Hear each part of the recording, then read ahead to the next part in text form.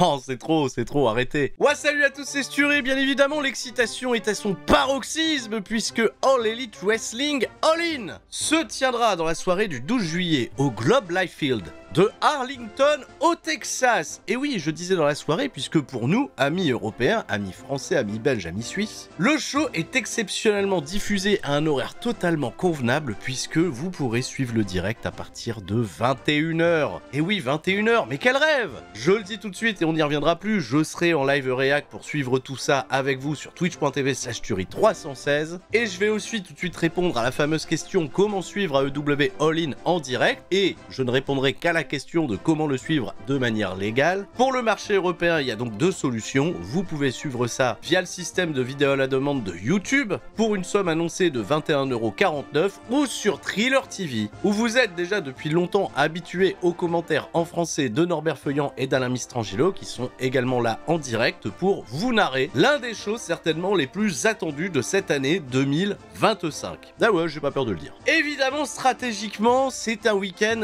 très chargé pour le catch. Je vais pas faire abstraction de ce qui va se passer en dehors de l'Elite Wrestling, à savoir WWE, qui au mois de mai, donc bien après qu'AEW ait annoncé AEW All In, a décidé de mettre un immense week-end catchesque avec pas moins de 3 gros événements samedi et dimanche. En face à face direct avec AEW, il y aura NXT Great American Bash, qui a une carte particulièrement solide. Moi, ça me tarde de voir Obafemi contre Inamura. À 2 h du matin, quand on suppose qu'AEW sera terminé, débutera Saturday Night's Main Event, qui sera, je le rappelle, pour la France, disponible gratuitement et visionnable en direct sur YouTube, avec quelques coupures publicitaires, hein, bon, vous savez maintenant. Et dans la nuit de dimanche à lundi, à partir de 1 h du matin, ça sera le pay-per-view exclusivement féminin WWE Evolution numéro 2. Un week-end catchesque, je l'ai dit, très chargé. Même en France, on a deux incroyables shows qui se tiendront en région parisienne à la Bellevilloise. D'abord APC le 12 juillet pour le Summer of Hype, qui présente une excellente carte. Et le lendemain, un show Drag Attack Wrestling au même endroit, à la Bellevilloise, avec Kid Bandit en invité. Je vous dis, c'est un été catchesque totalement zinzin quand on sait que SummerSlam au début du mois d'août se tiendra sur 2 nuits. On a le G1 Climax qui va commencer dans une semaine et qu'on suivra là aussi les 2 premières journées en direct en live react sur twitch.tv/Turi316. Et qu'à la fin de l'été, il y aura AEW Forbidden Door qui est particulièrement attendu à l'O2 Arena de Londres, suivi une semaine plus tard d'un week-end que vous êtes nombreux à attendre, WWE Clash in Paris avec un épisode de SmackDown qui se tiendra à Lyon et le lendemain de Clash in Paris, il y a Monday Nitro qui se tiendra à Nanterre. Définitivement, hein, le catch ne prend pas de vacances. Ah, il prend pas de vacances. Et moi non plus, de ce fait, je ne prends pas de vacances. Je suis avec vous, j'essaierai de vous relater un maximum d'événements. Et c'est vrai que ça fait assez longtemps hein, que j'avais pas repris un peu la parole sur All Elite Wrestling, que je continue à suivre de mon côté assez assidûment. Ça nous arrive toujours fréquemment d'en parler sur Twitch, et il faut dire une chose, c'est que AEW a clairement redressé la barre depuis ce début d'année 2025. Une sélection de précédents pay-per-view particulièrement très solide et une construction de cette carte de AEW All In qui pouvait pas présenter, je pense, un meilleur programme sur le papier.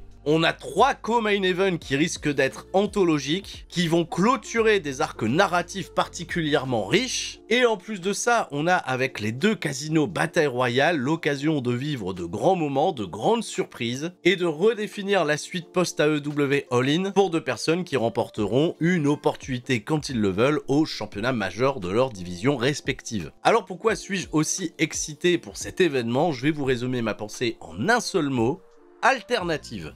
C'est un mot qui m'a accompagné pendant de très nombreuses années de ma vie de fan de catch. C'est un mot que j'ai principalement découvert en 1997 quand Canal+ a décidé de programmer la WCW en lieu et place de la WWF, ce qui m'offrait déjà une alternative à peine l'âge de 12 ans à ce qu'était le catch en dehors de WWF, et je suis totalement tombé amoureux de toute cette division cruiserweight avec des Dean Malenko, des Rey Mysterio, des Chris Jericho, des Eddie Guerrero. Et c'est une alternative que j'ai redécouvert au début des années 2000 dès lors que j'avais internet, quand les communautés de fans sur les forums m'ont beaucoup intéressé à ce qui se passait du côté du Japon, la découverte des Kenta Kobashi, des Mitsuharu Misawa, du Joshi Puroresu avec Manami Toyota et Aja Kong, et aussi c'est très important, la découverte du territoire indépendant florissant aux États-Unis avec notamment Ring of Honor, l'émergence de NWA TNA qui est devenu TNA par la suite, puis ça a été la découverte de tout ce qui se passait en Europe et même dans notre pays, en France, où il s'est passé il faut bien le dire, beaucoup de dingueries ces 25 dernières années et ce n'est peut-être pas prévu de s'arrêter. L'alternative, c'est en grosse partie quelque chose qui permet un équilibre dans cette profession. Et plus l'alternative est structurée, puissante, plus le catch qui est proposé derrière est qualitatif. Alors oui, vous m'entendez souvent râler sur le produit actuel de WWE, mais encore, il y a énormément de choses qui sont bien mieux, bien mieux qu'il y a quelques années, et notamment ces quelques années, l'époque où All Elite Wrestling notamment n'existait pas. Voilà, je passe le coucou à tous ceux qui nous écoutaient à l'époque sur les émissions C'est ça le catch FM. C'était voilà le YouTube d'il y a près de 10 ans. Le produit WWE était en partie en déclin et l'alternative a commencé à se montrer de plus en plus forte et on a toujours gardé un œil dessus. Et cette alternative, vraiment, on va la nommer puisque là, All Elite Wrestling est désormais considéré dans le paysage catchesque clairement comme la seconde grosse compagnie mondiale. Cette alternative, on va pas se mentir non plus, a connu des hauts et des bas. Historiquement, l'Elite Wrestling, il y a eu la grosse euphorie des débuts. Voilà, il y a la période pandémique qui a aidé absolument personne dans le milieu. Il y a eu une excellente année 2021. Un show qui restera un tournant majeur, c'était All Out 2021 avec les arrivées d'Adam Cole et de Bryan Danielson qui avait été un grand pinacle d'une excellente soirée. Une année 2022 assez solide jusqu'à l'incident CM Punk, ça vous connaissez, 2022-2023. Il y a eu d'excellentes choses notamment en pay-per-view, des weekly un petit peu moins solides et depuis 2024, AEW s'est servi d'un leitmotiv à savoir restaurer le feeling et on est rendu aujourd'hui en juillet 2025 où clairement en étant beaucoup connecté sur les réseaux, en étant beaucoup au contact des fans, j'ai l'impression que le feeling se restaure de plus en plus. On le sent vraiment, hein, il y a un gros engouement derrière All Elite Wrestling en ce moment, notamment par la qualité des programmes qui sont construits, l'excellente qualité des combats qui nous sont proposés, et quand tu regardes cette affiche, tu sais très bien que les attentes vont être élevées, mais que derrière, ça va deliver. Alors pour ce Sturistradamus, je vais uniquement parler des combats qui, pour le moment, à la date où je vous parle, à savoir, on est le jeudi 10 juillet 2025, un joyeux anniversaire à ma maman au passage. On a 8 matchs qui ont été officialisés, il y en a peut-être un 9e qui devrait être décidé dans la nuit de ce soir à vendredi pour AEW Collision, avec je pense un combat 3 contre 3 pour les championnats trio détenus par Samoa Joe, Will Hobbs et Katsuyori Shibata, hein, que j'adore beaucoup, vous le savez. Mais je vais uniquement faire mes prédictions pour les 8 combats officialisés, des prédictions que je vous encourage également à faire chez nos amis de Univers Catch sur leur rubrique pronostic. Il y a un classement annuel, il y a des équipes à rejoindre, il y a beaucoup de choses à pronostiquer au courant de ce week-end. Et il y a un Sturi qui fait une remontada, hein. Je rappelle, je suis revenu à la 13e place du classement général, sur plus de 2000 participants. Donc attention, mes pronostics ne seront peut-être pas les meilleurs, ils seront donnés avec le cœur, mais finalement j'ai l'impression que je suis pas toujours tant à côté de la plaque que ça. C'est fou, hein, j'aurais dû commencer la vidéo en parlant directement de ce match-là, mais je pense que je vais me lancer, hein. Je vais y aller. Allez, c'est le premier match que je vais aborder, on est parti. Le champion continental Kazuchika Okada fera face au champion international Kenny Omega. Les titres vont être unifiés dans un championnat qui s'appelle Unifié. Voilà, le championnat unifié.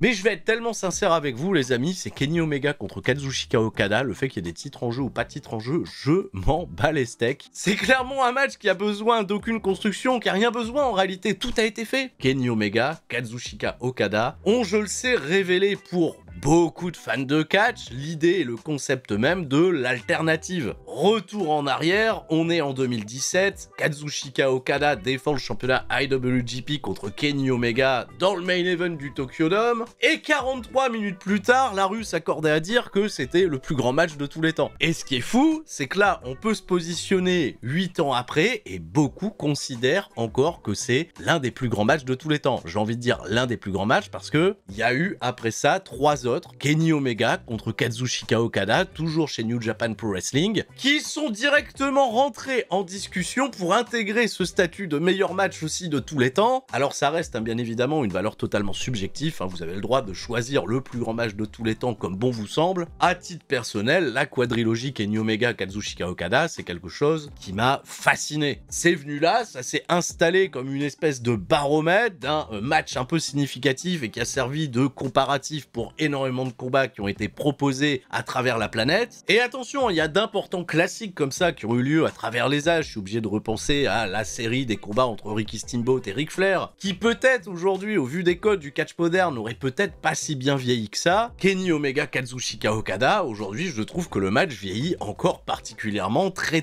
bien. Je sais ce que je viens de faire délibérément, hein. J'ai comparé un match de 1989 à un combat de 2017. Et oui, j'ai pris cet exemple absolument pas au hasard, puisque Ric Flair contre Ricky Steamboat, c'était un match qui a totalement revisité les codes du catch, qui a servi lui aussi de baromètre pour énormément de choses qui se sont passées dans les années 90 et début 2000, qui sera toujours, quoi qu'il en soit, référencé par énormément d'analystes ou même de catcheurs eux-mêmes qui se sont beaucoup inspirés de ce type de catch, et Okada Omega avec ses grosses phases d'action, ce storytelling, cette compétition tournée en fin de combat sur les grosses near-falls dramatiques. Alors attention, ils ont rien inventé, des grosses near-falls dramatiques, on en a déjà vu à plein d'endroits, et Omega Okada, ça reste quand même une immense énigme dans le monde du catch, puisqu'on n'arrive pas véritablement à se mettre d'accord sur qu'est-ce qui a fait la différence entre ce combat-là et d'autres pour le lui réserver une place de choix dans la discussion des plus grands combats de tous les temps, alors qu'en réalité, réfléchissons, ils sont juste tous les deux excellents, mais des excellents catcheurs, il y en a plein. Ouais, il y a Laura, hein. Ouais, il y a aussi beaucoup de choses qui ont beaucoup aidé sur le contexte, hein. Kenny Omega, ça a été la grosse valeur montante sur une scène qu'il avait à conquérir, à savoir celle de New Japan Pro Wrestling. Non, Okada, il est clairement intouchable, hein. 2016, 2017, 2018, il a confirmé encore un peu plus le choix très audacieux de Gedo de l'avoir positionné en haut de l'échiquier à partir de 2011, et ce Kazuchika Okada Prime mettait un pied dans l'arène, on savait très bien qu'on allait assister à quelque chose de spécial, et en réalité, il y a énormément de combats de cette période de Kazuchika Okada qui sont excellents. Alors on va regarder un petit peu le bilan de ces 4 précédents affrontements. Ça a débuté à Wrestle Kingdom par une victoire de Kazuchika Okada sur Kenny Omega, il y a eu un match nul au terme d'un combat d'1 heure, où Omega résistait à Kazuchika Okada et ne se fait pas de vainqueur. Omega va battre Okada un peu plus d'un mois plus tard lors du G1 Climax pour se qualifier en finale d'un tournoi qu'il ne remportera pas une deuxième année de suite. L'histoire du Bullet Club à côté de ça, elle a totalement évolué. Omega, il s'est retrouvé éjecté de son clan et on sait très bien ce qui s'est passé derrière, hein. Il y a un Cody Rhodes qui a pris du galon, il y a la Golden Elite qui est apparue. Et alors que Kazuchika Okada, il avait le record de défense des championnats IWGP, il a voulu s'offrir un dernier challenge. Près d'un an plus tard, il a décidé d'affronter ce Kenny Omega qui était redescendu un peu dans la carte et principalement en compétition tag team aux côtés de Kota Ibushi, pour vraiment lui dire si je veux que mon run il soit vraiment légendaire, il faut pas que je reste sur une défaite face à Kenny Omega, il faut impérativement que je le batte. Et là, on écrit l'histoire, hein, Dominion. On est en 2018, Kazuchika Okada, Kenny Omega, pour éviter qu'il y ait 1 heure de temps limite, ils décident qu'il n'y a pas de temps limite et ils vont sur un combat au meilleur des deux tombés. Résultat, 1 heure et quart plus tard, on assiste à un match dont on se souviendra toute notre vie. Kazuchika Okada perd contre Kenny Omega, il lui cède le championnat IWGP. Donc au bilan final, hein, Omega, il est à 2-1 contre Kazuchika Okada, et 7 ans plus tard, il s'en est passé énormément des choses. AEW est né, Kazuchika Okada, des années plus tard, a rejoint All Elite Wrestling, et je pense que dans le cerveau de tout le monde, on a tout de suite pensé à la potentialité de revoir cette affiche un jour. Eh bien, on l'a, Kazuchika Okada contre Kenny Omega, et c'est uniquement parce qu'ils sont à 2-1 dans les confrontations directes que je pronostiquerai une victoire de Kazuchika Okada. Aussi à prendre en considération, bien sûr, on est 7 ans plus tard. Kenny Omega, il a prouvé qu'il pouvait encore avoir des excellents 1 contre 1 contre Konosuke Takeshita, contre Gabe Kidd en début d'année. Et il a été un peu plus protégé dans de grosses affiches en combat tag. Et Kazuchika Okada, il est pas toujours régulier sur ses perfs. Il a toujours la grosse aura et la grosse posture de star. Mais j'ai toujours l'impression qu'il a besoin de quelqu'un face à lui pour lui donner le change, à savoir un Will Ospreay lorsqu'il a remporté le Continental Classic l'année passée. Alors les attentes sur ce combat, elles vont être colossales. On va espérer bien évidemment que la chimie, elle se réopère. Je vous invite, si c'est pas déjà fait, à aller regarder les précédents classiques entre Omega et Okada, et si vous êtes un peu effrayé à l'idée de matchs bien trop longs, regardez juste celui du G1 Climax. Voilà, celui-là, il dure moins d'une demi-heure. Il est ultra satisfaisant, et c'est vrai que c'est le 3e dans la série. C'est clairement celui dont on parle le moins aujourd'hui, et pourtant, il est grandiose ce match. Il est incroyable. En espérant bien sûr que la magie revive à nouveau, et Kazuchika Okada, Kenny Omega numéro 5, régalez-nous. Mon pronostic ne changera pas. Victoire de Kazuchika Okada. Il y a des choses à écrire derrière. Kazuchika Okada, Konosuke Takeshita, la Don Callis Family. Oui, le meilleur catcheur que j'ai jamais vu, c'est Konosuke Takeshita. Maintenant, il dit que c'est Okada, Don Callis. Eh, oh, on a déjà le terrain qui est préparé pour la suite. Ça va être légendaire. Allez, je vais passer sur 2 combats qui hype peut-être un peu moins, mais quand tu regardes quand même la gueule des combats, non, ça va, c'est Adam Cole contre Kyle Fletcher. Championnat TNT en jeu, un championnat qui a perdu un peu de son prestige avec les années, avec un choix de champion pas toujours des plus pertinents. Moi, c'est surtout le long règne de Jack Perry qui m'a un petit peu, déconnecté du prestige qu'avait ce titre, notamment à sa création, qui a été portée quand même par des grands noms comme Cody Rhodes, Darby Allin, qui a fait quand même quelque chose d'incroyable, je trouve, retrouve sur son run. Et je voudrais surtout pas oublier Miro, Miro, super champion TNT. Adam Cole, il a pris le titre au terme d'une rude bataille acharnée contre Daniel Garcia. Pas des mauvais matchs, mais pas non plus les plus excitants. En revanche, Adam Cole, lui qui a toujours été dans une position de gars qui avait besoin de prouver sa valeur auprès de grosses figures du catch, bah désormais il est un petit peu dans la posture du vétéran qui va devoir construire et aider encore un peu plus un Kyle Fletcher, le protostar, à s'établir durablement chez All Elite Wrestling. Et je pense qu'on est tous d'accord, si vous suivez All Elite Wrestling, Kyle Fletcher, c'est un putain de diamant à polir. Porté par une excellente série d'affrontements contre Will Ospreay, chacun de ses combats est un immense classique, Kyle Fletcher est clairement le catcheur dont on a besoin, je pense, pour redonner des grosses lettres de noblesse à ce championnat TNT pour, en se servant du titre, et ben tout simplement préparer l'avenir. Et on a besoin de préparer cet avenir, bien sûr, il y a des stars vieillissantes, j'ai parlé d'Omega tout à l'heure, il y a des catcheurs qui seront malheureusement pas éternels, mais on a ce vivier de catcheurs de moins de 30 ans qui sont totalement fous et il faut les bâtir. Alors je vais pronostiquer le format de combat efficace du 10-15 minutes. Étant donné qu'ils font chacun partie de clan, c'est pas impossible qu'il y ait un petit peu d'overbooking, mais j'espère pas trop non plus laisser le catch s'exprimer. Je pense que ça peut être un match, même s'il sera pas des plus discutés, qui peut en effet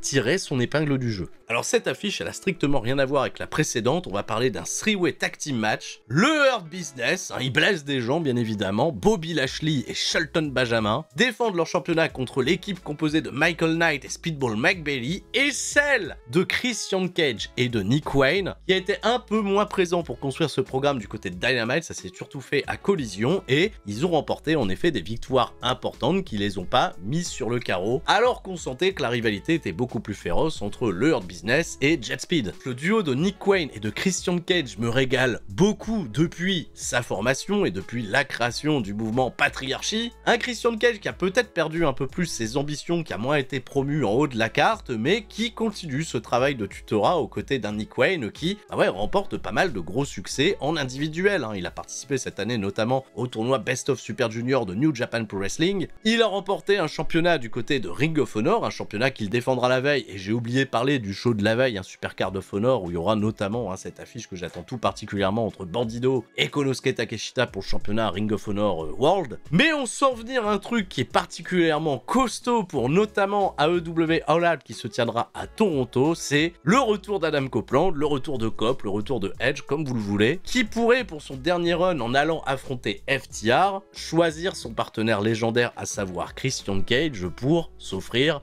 ce dernier voyage. Alors je pense que ce match doit servir de gros marqueur pour un petit peu plus teaser les tensions entre Christian Cage et Nick Wayne, pour peut-être essayer de ramener Christian Cage du côté moins obscur de la force. Je suis très surpris que FTR ne prenne pas part à ce combat, étant donné qu'ils sont sur une assez bonne série en ce moment. Il y a un excellent programme qui s'est fait avec les Outrunners qui était particulièrement cool, des matchs très qualitatifs en weekly. Et pour le Hurt Business, on va reparler du Hurt Business un petit peu plus tard, mais je les vois conserver les titres. L'acte fonctionne très très bien, le duo est ultra populaire. C'est vrai, vous pourrez le dire, on a un peu perdu en qualité in-ring par rapport aux anciennes époques de cette division par équipe, mais pour raconter des histoires, je trouve que c'est particulièrement parfait et il faut pas non plus que sur ta carte t'aies 60 000 bangers. Et bah allez, je vais parler de ce match maintenant.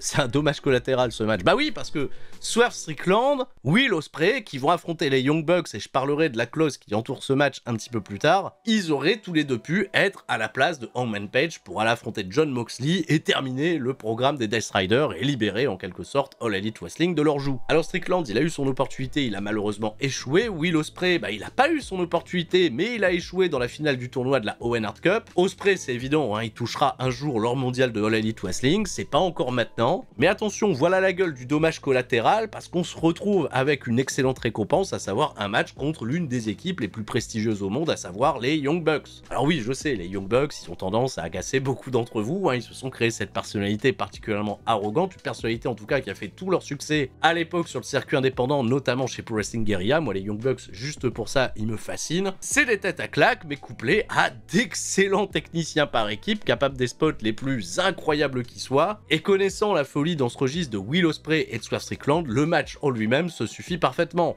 Et il y a une histoire en plus de ça derrière, ils ont rajouté un intérêt, un enjeu au combat. Si les Babyface viennent abattre les Young Bucks devront céder leur rôle de EVP, de vice-président exécutif de All Elite Wrestling, et n'auront plus aucun pouvoir décisionnaire, en tout cas on suppose à l'écran. Et si les Young Bucks viennent abattre Will Ospreay et Swerve Strickland, les perdants seront tous les deux interdits de concourir pour l'or mondial de All Elite Wrestling pendant une année complète. Alors si c'est moi le chef du booking et que je mets en place ce genre de stipulation, oh croyez-moi je vais m'en servir parce que là il va falloir justifier que Swerve Strickland et Will Ospreay reprennent un gros momentum en cas de défaite sans avoir l'opportunité de venir challenger le futur champion de All Elite Wrestling qui pourrait rester Jon Moxley, qui pourrait être Hangman Page ou qui pourrait être quelqu'un d'autre. Clin d'œil, clin d'œil. Si dans mon écriture je dois garder 2 pièces maîtresses à l'écart pendant un an et j'ai pas besoin de le justifier autrement que ils ont perdu contre les Young Bucks, je pense que ça va dénouer des nœuds au cerveau à beaucoup de gens. En tout cas beaucoup de gens dans les bureaux créatifs de All Elite Wrestling. Alors je le fais, bien sûr, évidemment. Pour le moment ça se passe bien en plus de ça entre Swerve et Will Ospreay, mais on se doute qu'il y a toujours un peu d'ego, un peu de rivalité entre ces deux hommes. Il pourrait y avoir Mysko et déboucher sur quelque chose d'autre pour la suite, et les Young Bucks garderont bien évidemment leur influence au sein de l'Elite Wrestling. Malgré tout ça, oui, le match va être excellent et c'est pas un peu ce qu'on retiendra de ce combat à part son résultat, c'est pas le déroulé du match qui vous importe le plus. C'est pas trop mal quand on attend un peu plus le catch que voilà, le gros ref bump à la fin, l'overbooking et tout ce qui va bien. Ou pas bien, ça dépend des cas. Allez, on va commencer par l'un des deux, Casino Gauntlet Match. Je vais rappeler les règles de ce combat, on va parler de celui des dames. 2 participantes vont démarrer, il y a un participant supplémentaire qui s'ajoutera à intervalles réguliers ou pas réguliers, ils font un peu ce qu'ils veulent parce qu'ils ont jamais expliqué clairement combien de temps il y avait entre chaque entrée. Peut-être qu'ils l'ont dit pour cette fois-ci, ça sera peut-être 1 minute 30, 2 minutes, peu importe. Et le match peut continuer jusqu'à ce qu'il y ait 21 ou 21 participantes, mais dès que quelqu'un fait un tombé ou gagne par soumission, le match s'arrête et la personne est déclarée vainqueur. Donc à la différence d'un Royal Rumble, la grande différence d'un Royal Rumble, on est bien évidemment plus avantagé quand on rentre en premier. Ah oui, parce qu'on n'aura jamais la liste des gens qui sont jamais rentrés dans les casinos Gauntlet Match. Des fois il y en a juste 6 qui rentrent, des fois il y en a 11. On sait que sur la règle ça peut aller jusque 21, mais mon dieu, ça réserve toujours des moments incroyablement magiques. Parce que l'avantage, c'est qu'ils annoncent pas grand monde. Et là pour le moment, chez les femmes, on connaît que 2 participantes. Kris Statlander et Megan Bayne qui vont ouvrir les débats et partir de ce fait les plus avantagés. Toutes les deux, elles restent bien évidemment sur une construction très très solide. Quand on fait un peu le tour d'état de la grosse mid-card de la division féminine de All Elite Wrestling, il y aura fatalement un moment où on écrira quelque chose entre Kris Statlander et Willow Nightingale, puisque la confiance n'a toujours pas été pleinement retrouvée entre ces deux femmes. Il y a une Kris Statlander qui commence à avoir un petit penchant et qui va peut-être un jour rejoindre les Death Riders, on le découvrira peut-être ce soir. Il y a Queen Aminata qui en ce moment prend de plus en plus de place à l'écran. Il y a la catcheuse Tekla qui a fait une très très bonne impression à son arrivée. Le retour de Tay Melo à l'ancienne Dayanara Conti qui est venue aider Anna Jay, et là aussi ça aide particulièrement les choses à bien se rétablir. Thunder Rosa, si elle devient pas la nouvelle championne Ring of Honor face à Athena, et j'ai envie de dire presque Athena elle-même, qu'est-ce qui empêcherait la championne Ring of Honor de participer à un match aussi prestigieux dans son état natal du Texas? Athena, comptez-y. Il y a la catcheuse anglaise Alex Windsor qui pourrait très bien également intégrer les rangs et jouer les rôles de favorite. Il y a certainement de la place pour des surprises, pour des catcheuses japonaises comme Hikaru Shida, Ryo pourquoi pas, Yuka Sakazaki. Je rappelle, ce qui les retient à l'écart des écrans, c'est principalement des problèmes liés au visa de travail. Est-ce que Ruby Soho est prête à revenir de congé maternité? Est-ce que Britt Baker va revenir travailler chez All Elite Wrestling? Je serais ravi de revoir Nyla Rose, je serais ravi de revoir Deonna Purrazzo, mais j'attends aussi des venues de l'extérieur. On a quelques ex-WWE qui pourraient très très bien passer une tête, et je pense notamment à quelqu'un qui fait beaucoup parler d'elle depuis qu'elle a quitté WWE, c'est bien évidemment Shotzi. Shotzi, elle est partout en ce moment, et chez Game Changer Wrestling, elle est déjà aux prises dans d'excellents programmes. Elle avait déjà révélé son intérêt à rejoindre All Elite Wrestling. Attention cependant, parce qu'elle s'amuse vraiment beaucoup sur le circuit indépendant, et je pense qu'elle voudra peut-être garder cette liberté. Ça va être encore une histoire de gros sous, de contrats, et ça peut aussi être un retour pour une apparition un peu surprise sans véritable suite derrière. Ça s'est déjà vu à plein d'endroits chez All Elite Wrestling, ils nous ont beaucoup habitués à ça au fil des années. Ça peut être également un excellent point de chute pour Helena Black, que vous connaissiez sous le nom de Cora Jade. On sait aussi que l'ancienne catcheuse écossaise de WWE, Isla Dawn, intéresserait beaucoup All Elite Wrestling pour la suite, probablement en vue de la construction de Forbidden Door. Je rappelle qu'il va y avoir un Dynamite qui va être enregistré à l'Hydro de Glasgow justement. Je suis un peu triste que Jamie Hayter ne puisse pas y prendre part en vue de sa blessure, et si je voulais prononcer pronostiquer sur quelque chose que j'ai vraiment beaucoup envie de voir, bah c'est pourquoi pas la présence d'une catcheuse japonaise de renom, à savoir celui de Shuri. Ah oui, l'ancienne championne de Stardom et ancienne détentrice du championnat IWGP a décidé de prendre quelques temps off de Stardom, s'ouvrir à de nouveaux challenges, et Shuri, elle a véritablement un immense bagage, une qualité, je pense, pour tous ceux qui l'ont suivi là-bas, irréprochable, et ça serait en effet un immense challenge pour la suite de sa carrière, ça serait une apparition qui serait remarquée. Même si ça sera pas mon pic pour une victoire globale, hein, ce serait, je pense, un petit peu osé, je vais y aller avec totalement le choix du cœur et le choix également de la grosse qualité. Je prédis une victoire de Athena. Ah oui, je me dis que Mercedes Moné, à un moment, elle va peut-être commencer à perdre toutes les ceintures qu'elle a autour de la taille. Attention, hein, je veux pas dire que Mercedes Moné, elle va fatalement battre Toni Storm, hein, je vais parler de ce match juste après. Mais j'ai envie de croire qu'on va avoir une belle surprise pour ce combat, je suis très content qu'on ait un Casino Gauntlet féminin sur cette carte, et ça me tarde déjà de vous parler du Casino Gauntlet masculin, où là, il peut y avoir énormément de surprises. Toni Storm défend, et uniquement ce titre est en jeu, hein, je le précise, hein, elle défend le championnat AEW Women contre la CEO Mercedes Moné, celle qui collectionne les ceintures à travers le monde entier. Et il y a un peu plus de 2 ans, quand je parlais de Mercedes Moné, de son envie de se réhabiliter en dehors du système de WWE, d'accomplir de grandes choses et de marquer l'histoire en dehors de la maison qui l'a fait connaître, Mercedes Moné, elle est clairement en train de router vers un parcours à la Cody Rhodes qui pourrait peut-être un jour la ramener au bercail avec un statut de star indiscutable. Là, clairement, Mercedes Moné, bon, on a eu des confirmations de la part de Tony Khan, hein, elle a absolument pas un contrôle créatif, il y a eu d'excellentes vidéos qui ont été faites à ce sujet par notamment Sean Rossap de Fightful, qui a réexpliqué l'histoire des contrôles créatifs. Mercedes Moné, elle est juste au cœur d'un programme où en effet, elle gagne beaucoup de choses, elle construit un momentum particulièrement monstrueux, mais face à elle, on a une catcheuse qui a aussi un momentum monstrueux. Toni Storm, elle est particulièrement goldée, c'est un des personnages les plus impactants, je trouve, de toutes les divisions féminines confondues. Elle est sortie d'un programme légendaire face à Maria May, elle a conservé son titre jusque-là, dans la douleur et le sang, tout en se réinventant et en étant toujours de plus en plus originale. Évidemment, il y a un dicton qui dit qu'il y a que les montagnes qui ne peuvent pas se croiser, et bien Mercedes Moné contre Toni Storm, ça y est, on l'a, c'est la plus grosse affiche que le catch féminin à l'international peut nous proposer aujourd'hui, et bien, faisons-le, c'est le show le plus important de l'Elite Wrestling, alors allons-y, faisons-le. Mais la grande question, parce qu'on sait que le match va être excellent, la grande question, c'est qui va gagner le match? Qui va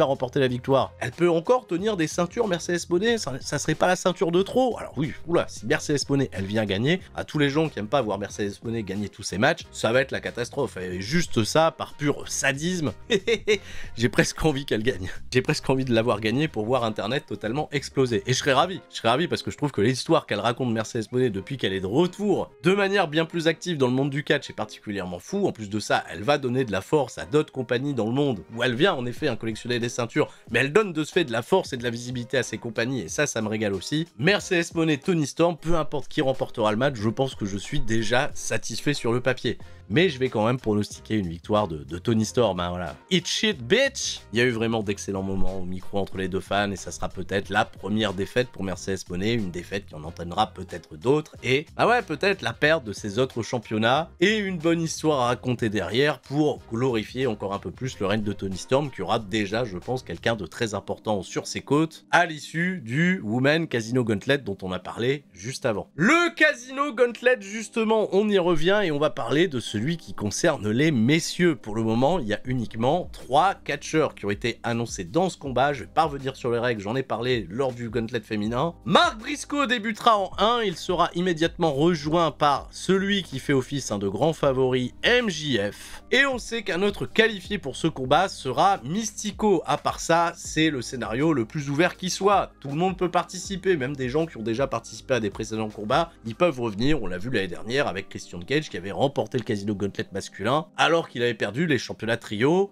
dans l'opener de All In à Londres. Évidemment, il y a un nom que je vais tout de suite évoquer, parce que lui, quand même, il est arrivé il y a 1 an chez All Elite Wrestling, et vraiment une année incroyable, c'est Ricochet. Ricochet qui s'est totalement réinventé, qui pourrait être incroyable s'il détenait le même pouvoir qu'avait obtenu Christian Cage l'an passé pour agacer le futur champion si c'est un babyface de All Elite Wrestling, c'est un programme dont je suis sûr je ne me lasserai pas. Il y a une grosse profondeur de roster avec des gens actifs qui peuvent apporter de la grosse qualité à ce combat. Lio Rush, Big Bill, Brody King, Dustin Rhodes, Hologram, Kyle O'Reilly, Roderick Strong, Konosuke Takeshita. Et il y a aussi plein de catcheurs qui peuvent créer une immense surprise. Je rappelle que l'année dernière, il y a eu des bons moments, il y a eu des portes interdites avec Zack Sabre Jr. qui a participé à l'événement, avec le retour de Nigel McGuinness qui était ultra émouvant. Et ben sur la liste quand même des blessés chez All Elite Wrestling, il y a des noms dont on n'a pas beaucoup non plus d'informations sur la nature et la durée potentielle de leur convalescence qui pourraient très bien faire une petite surprise. Alors peut-être parmi les noms que je vais vous citer, il y en a peut-être un ou deux qui pourraient revenir et ça serait je pense un moment assez magique. Je crois que ce serait juste pour envisager le retour de Orange Cassidy qui a subi une déchirure au niveau du pectoral, ça a été diagnostiqué au mois d'avril, ça serait un petit peu incroyable hein, s'il se remet en à peine 3 mois. Buddy Matthews qui malheureusement est sur le carreau depuis le show en Australie pour sa blessure à la cheville. J'adorerais qu'on puisse revoir Joyce Robinson, ou pourquoi pas Jay White, hein, qui est toujours blessé pour sa blessure à la main. Jay White, en plus de ça, ça pourrait raconter une histoire incroyable si Hangman Page venait à remporter le titre dans le main event. Eddie Kingston, bien sûr, qui est pressenti hein, pour un retour, hein, on l'espère tous. Mais en effet, une blessure suite à une déchirure des ligaments et du ménisque, ça met beaucoup de temps pour se réhabiliter, alors sera-t-il prêt ? Il y a un nom que je veux surtout pas oublier, et All Elite Wrestling visiblement n'a toujours pas oublié sa présence et peut peut-être un jour espérer un retour si ses problèmes de santé se sont améliorés. En plus de ça, on est au Texas, bien évidemment je pense à Keith Lee. Hein. Imagine la réaction des gens s'il y a la musique de Keith Lee qui retentit, et puis c'est peut-être l'endroit parfait pour le faire. Est-ce que Darby Allin a suffisamment récupéré depuis son ascension du Mont Everest, hein, qui s'est fait avec succès? Et je veux pas oublier non plus deux noms importants, il y en a un qui est actuellement blessé et l'autre qui est absent de All Elite Wrestling et on n'a pas beaucoup d'explications. Je parle de Jack Perry, que j'adorerais revoir être aux côtés de Luchasaurus dans les Jurassic Express. Et c'est peut-être un endroit pour organiser, pourquoi pas, une réunion. Attention, parce que les problèmes de santé étaient très importants pour Luchasaurus, hein, qui a été victime d'une double pneumonie. Il approche la grosse année d'absence et on espère tous qu'il remontera sur les rings un jour. Et là, j'ai parlé uniquement des gens qui sont chez All Elite Wrestling, mais il y a également les surprises qui peuvent venir en dehors de All Elite Wrestling. Ah bah là, le circuit, en termes de star indépendante, libre de tout engagement, il est plutôt costaud. Hein. Bah déjà, si je te parle de Trevor Lee, pour l'instant, Trevor Lee, il a juste été actif sur le circuit indépendant, il a fait pas mal de piges assez intéressantes, mais sans gros buzz malheureusement. Alors, est-ce que ça buzz suffisamment pour intéresser All Elite Wrestling? Je ne sais pas. Oui, on peut parler hein, de mon bon ami Thomas Pesquet, hein, Tom Pestock, Bishop d'ailleurs, Baron Corbin. Est-ce qu'il est vraiment intéressé pour le moment à rejoindre All Elite Wrestling? Lui qu'il est en sens assez souvent, j'ai l'impression quand même sur les réseaux sociaux. Je vous promets que si on vit ça en live, évidemment il y aura une pop, mais pour la victoire finale, j'y crois pas trop. Et on oublie peut-être Von Wagner. Hein, Von Wagner, bah, il a fait la sécurité chez All Elite Wrestling, c'est tout. Pour l'instant, il a Von Wagner, ouais. Et il y a un pic, il y a un free agent pour le moment qui sur le terrain du catch est particulièrement énigmatique, c'est Tetsuya Naito. Ah ouais, Naito, il a quitté New Japan et peut-être qu'il a des envies d'ailleurs et peut-être que ses envies se situent aux États-Unis. Alors j'avoue, à titre personnel, j'y crois pas trop, mais ça créerait quand même un moment un peu fabuleux. Non, il y a de la place de ouf pour plein de surprises potentielles, mais, je vais devoir vous parler de mon favori. Et c'est un favori qui semble tellement réfléchi et tellement acté et qui nous a tellement été teasé depuis des semaines, des mois et des mois. Évidemment, c'est MJF. MJF qui a ce plan machiavélique, hein, il n'a pas voulu participer à des tournois, il n'a pas voulu prendre le terrain de la grosse compétition pour revenir au sommet de la chaîne alimentaire, il va jouer la carte de l'opportunisme comme il l'a souvent fait dans sa carrière. MJF, épaulé désormais du Hurt Business avec une ambition, une intention, celle d'aller rechercher un jour ce championnat AEW World. Et ça, dans toutes ses déclarations depuis des mois et des mois en arrière, il ne s'en est jamais caché. Alors c'est le terrain parfait pour lui, hein. C'est le terrain parfait, il est promu justement pour arriver à cette finalité-là, et sur un point de vue scénaristique, il semble être vraiment la meilleure personne à qui donner cette opportunité d'aller encaisser un contrat comme on encaisse une mallette, à n'importe quel moment. On est resté quand même hein, sur une sensation de flop hein, quand malheureusement Christian Cage a loupé son opportunité face à son ami Adam Copeland et Jon Moxley hein, qui est resté champion, hein, c'est peut-être l'un des plus gros beats de cette année écoulée. MJF, ça pourrait être le move assez brillant, surtout si il est épaulé de Shelton Benjamin et de Bobby Lashley, qui ont l'air quand même d'être deux monstres totalement imprenables. Et attention, il a mis des clauses dans son contrat qu'il a fait signer auprès de MVP, on se rappelle de l'affaire des avocats. Est-ce que MVP, il a bien conscience de qui il a recruté au sein du Hurt Business, à savoir le diable lui-même? Alors c'est le pronostic de la facilité, mais ça restera mon choix final pour remporter ce Casino Gauntlet match masculin, MJF, et pas impossible qu'on en reparle encore après. Et le après, ça y est, on y est, le main event. John Moxley défend le championnat AEW World contre Hangman Adam Page. Eh ouais, cowboy shit. Alors là, pour le coup, le héros de l'Elite Wrestling, le catcheur avec l'écriture la plus soignée depuis la création de cette entreprise. Et là-dessus, j'ai du mal à trouver un contre-argument. Comment un catcheur devient un héros dans une compagnie? Eh ben, il y a quand même quelque chose qui est assez indéniable là-dessus, c'est qu'il lui faudra des fois aller toucher un petit peu les ténèbres. Sortir un peu du personnage de babyface choisi par la structure avec un côté peut-être un petit peu lisse, même si ça n'a pas été le chemin qu'a embarqué Hangman Page. Son heel turn il y a un peu moins de 2 ans était fantastique. Le programme avec Swerve Strickland, bon, on va arrêter d'en parler parce qu'il est royal ce programme, ça a quand même été une série de matchs totalement folle. Il a été combattre ses démons les uns après les autres et il s'est montré de plus en plus combatif sur le terrain et l'expertise du catch même, comme en a témoigné ce combat incroyable à Double or Nothing qui sera probablement dans la discussion des meilleurs matchs de l'année contre Will Ospreay, lui conférant ainsi le statut du héros qu'on attend pour venir détrôner un John Moxley qui a vraiment été construit comme un gigantesque casse-couille. Non mais limite c'est de l'anti-catch, on est sur un run très similaire à un Roman Reigns qu'on n'arrivait pas à battre du côté de WWE parce qu'il y avait toujours des interventions et le système qui le protégeait. Et là aujourd'hui le système il est représenté par les Young Bucks qui ont fait cette association avec les Death Riders. L'autre truc qui nous fait un peu plus chier, c'est cette histoire de il y a un danger qui plane au-dessus de l'Elite Wrestling qui est bien plus important que le catch en lui-même. Et c'est pour ça apparemment que les Death Riders ils sont en mission, qu'ils ont foutu la ceinture dans une mallette, qu'ils s'attaquent au symbole. On avait hypothésé sur l'arrivée d'un Shane McMahon ou autre et t'as un peu l'impression qu'il y a eu une idée d'histoire et qu'on n'a pas su où on se dirigeait derrière. Alors John Moxley, les Death Riders, on se souviendra surtout que c'est eux qui ont terminé le règne d'amour de Monsieur Bryan Danielson. Ça a été court mais intense et c'était beau. Tiens, j'ai pas parlé de Bryan Danielson qui pourrait être potentiellement dans le Gauntlet match. Voilà, on le mettra également dans le Gauntlet match, ça fera une bonne pop, mais il gagne pas. Non, il gagne pas. Et vous irez voir mes prédits si vous êtes arrivé là. Ok. Pour John Moxley, même si cette année, je l'annonce, il va être dans le top 3 du PWI 500, ça sera probablement le podium le moins mérité. John Moxley, en effet, au-delà de ce run qu'on aimerait voir se terminer, il reste quand même depuis le lancement de la compagnie le Heart and Soul of All Elite Wrestling. Il est là depuis le début. Attention, Hangman Page, il est là lui aussi depuis le début, les deux hommes se sont déjà croisés par le passé, ça a donné des affrontements très très cool, une excellente rivalité, mais il y a une direction créative pour chacun des personnages qui a énormément évolué, et on en arrive à ce pinacle où, d'un côté, on a un champion frustrant qu'on a envie de voir s'écrouler, et à chaque fois que les Death Riders ont eu des grosses défaites dans leur run de terreur, il y a eu des réactions du public, c'était totalement zinzin, et ça a été particulièrement libérateur, et c'est ce qui conduit aussi des bons programmes de catch à rester un peu plus dans la mémoire et dans la légende.